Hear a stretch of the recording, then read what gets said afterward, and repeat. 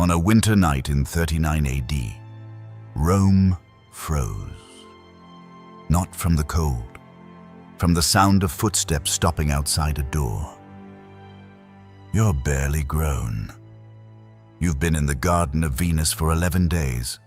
11 days of silk sheets and perfumed air and food you've never tasted before.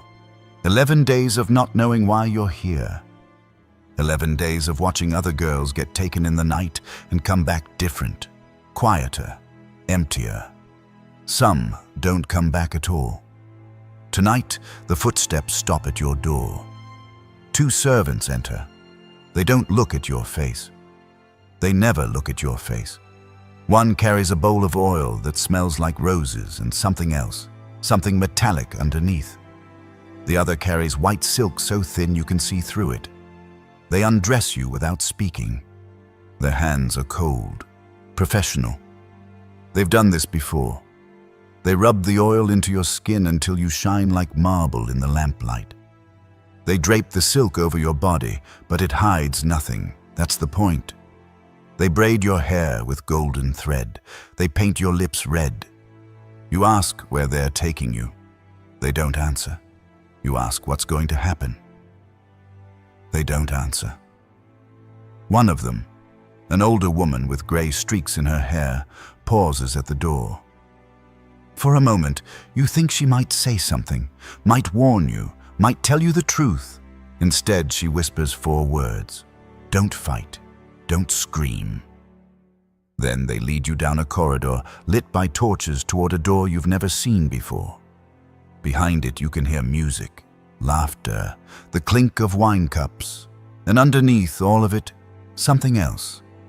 A sound you can't identify yet. A sound you'll never forget.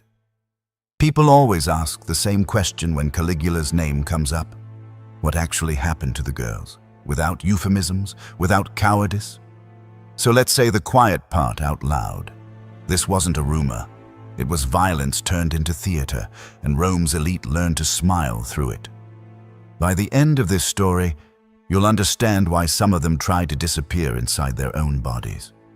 Why death would have felt like mercy, and why Rome buried this so deep they prayed no one would ever dig it up. They hoped wrong.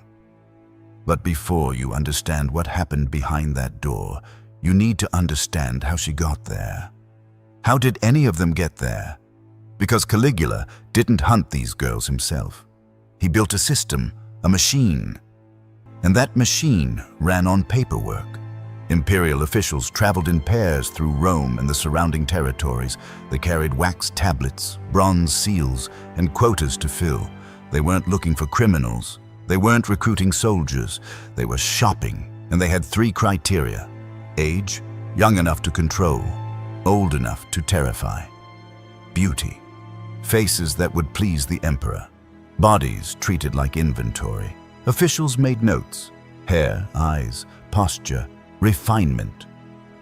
Purity. Whether true or not, the label mattered. It made the seizure sound ceremonial instead of criminal. And Rome loved a holy word that could hide a dirty act.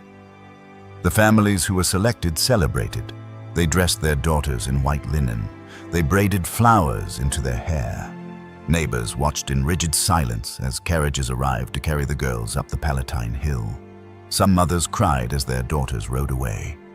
But they cried quietly, because crying loudly would suggest this wasn't a privilege, and suggesting the emperor's attention wasn't a privilege was treason. So they swallowed their tears, swallowed their doubts, told themselves their daughter would serve in ceremonies, would walk beside greatness, would return with honor and an advantageous marriage. They told themselves lies because the truth was unsurvivable. The wax tablets piled up in palace offices, hundreds of names, ages, physical descriptions, family connections that might prove useful, political leverage attached to young flesh. This wasn't the chaos of a madman. This was inventory management. Human trafficking stamped with imperial seals and filed like routine business. Later writers describe Caligula inspecting women the way a buyer inspects property, turning the human body into an object before anything even happened. Even Suetonius, a man who documented murders and orgies without flinching, seemed uncomfortable writing what came next. But being selected was only the beginning. What happened during the waiting was designed to destroy them before Caligula ever touched them. They called it the Garden of Venus. The name sounds beautiful, romantic, a place where young women might learn poetry and music, surrounded by fountains and flowers. It was a prison, but here's what made it worse than any dungeon. A dungeon looks like a dungeon. Cold stone, iron chains. You know where you stand. You know you're a captive. The Garden of Venus looked like paradise.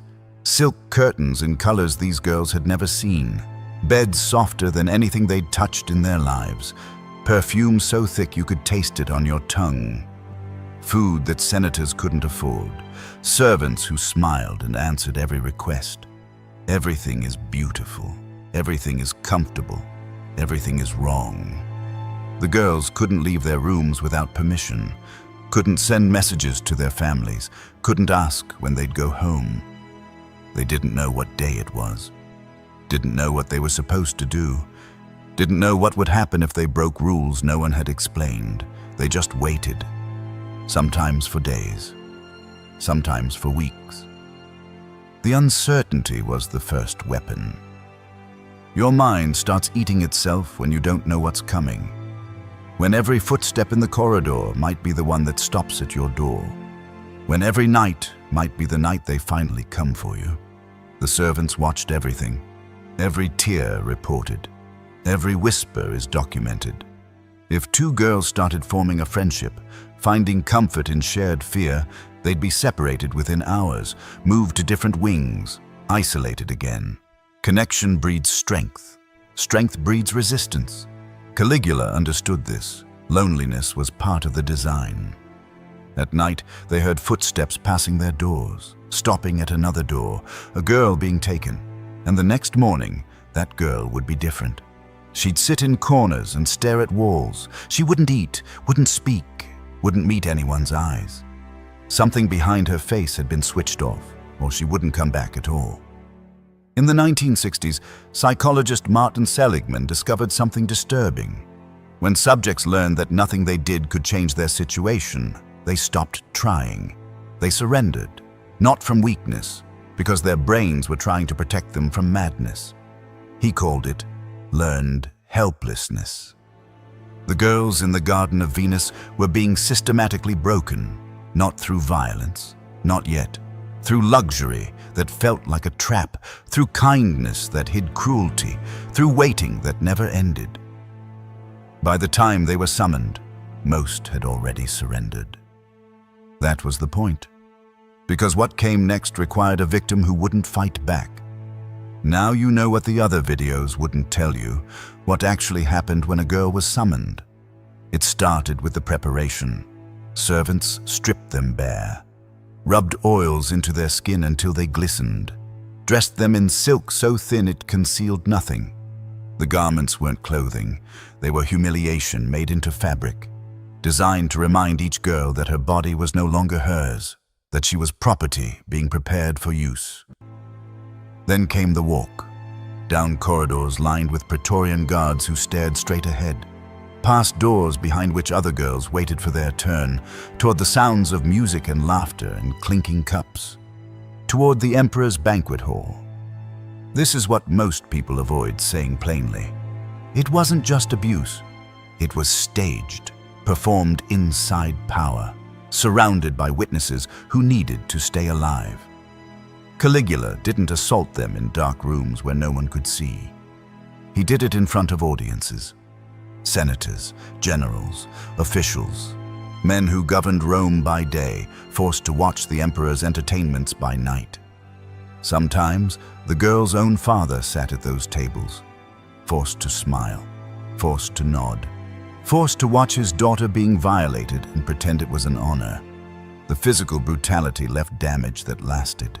Some could barely stand afterward. And the palace didn't stop to feel shame, only to reset the asset so the machine could keep running. Suetonius hints at this. Cassius Dio implies it. The ancient sources dance around the specifics because even Romans who watched people die in arenas found this difficult to document. But the physical pain wasn't the worst part. When Caligula finished, he talked. He judged her like merchandise, praising, mocking, comparing, while she stood there unable to escape the eyes around her. Compared her to the others, made jokes, described what he'd done in graphics, detail while the girl stood there, bleeding, shaking, unable to cover herself. The senators laughed when they were supposed to laugh, applauded when they were supposed to applaud, because the alternative was death. And it didn't end after one night. Girls were summoned again and again. Some every few days, they never knew when. Never knew if tonight would be the night the footsteps stopped at their door. The anticipation was its own torture, a wound that never closed because it kept getting reopened. Those who resisted learned quickly. One girl fought back, scratched the emperor's face. By morning, her father had been arrested. Her brothers were stripped of their positions, her mother dragged from their home. The girl was brought to the next banquet to watch Caligula describe what would happen to her family if she ever raised a hand again. After that, no one